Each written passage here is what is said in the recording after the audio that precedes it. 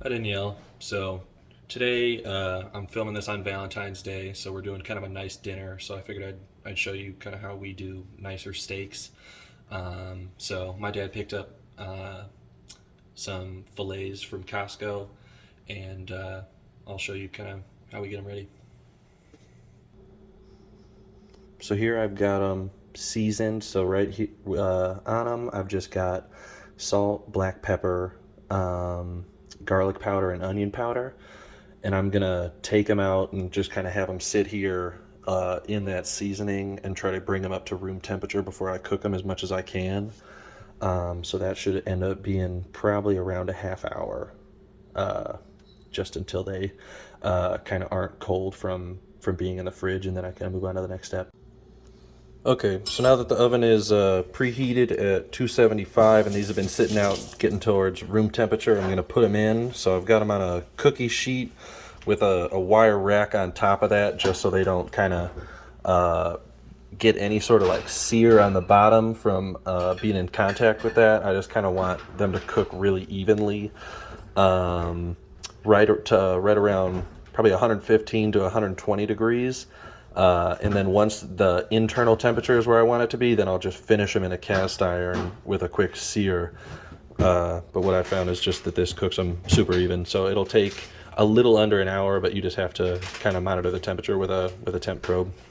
Okay, so to go with our kind of reverse seared steaks, we're doing a twice baked potato. So these potatoes started out getting microwaved kind of in 3 doses of 6 minutes, and then I just kind of let them rest for a minute or 2 between each, just to get them fully cooked and softened. That way we could cut the top out and kind of empty as much as we can out into this bowl. So then we're just going to kind of mash it up and add kind of whatever you like, but what we chose to do was bacon bits, cheddar cheese, some milk, and then butter. So then kind of as much or little as you want, and then we're going to mix that all into here and then either scoop or pipe that back into kind of these potato shells and get them into the oven kind of to get that twice bake. So there's all that stuff mixed into the mashed up potato. So now it's just time to load that back into the potato shell.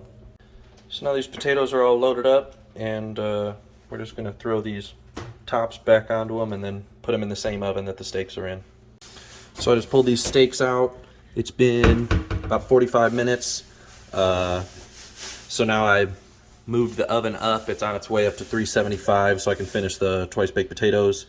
And then once I'm just about ready to go, I'll preheat this cast iron skillet up to pretty high heat, and then just get a quick sear on these and then check the temperature and just get them to our desired doneness. So now I got the steaks with the first side down in this hot skillet, and it'll probably end up being a little closer to about a minute or under on either side, just until they get a nice crust and they're at my desired temperature. And over here, I'm prepping for my kind of creamy sauce. I'm gonna put the steak on, so I'll just use kind of what's left in the pan, and then I'm adding chopped garlic and shallot, and then some chicken broth and cream. So here's the final product for the twice baked potatoes. These just came out of the oven.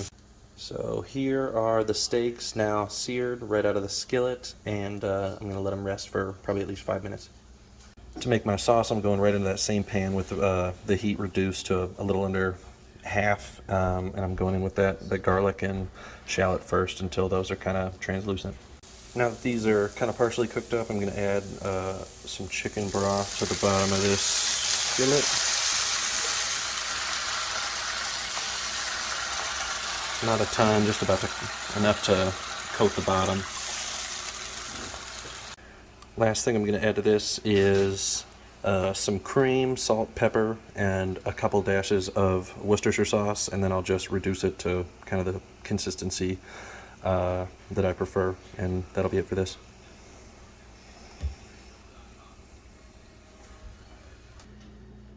And here's the final product all put together with just the sauteed Brussels sprouts that I made to go with it. So let me know if you try.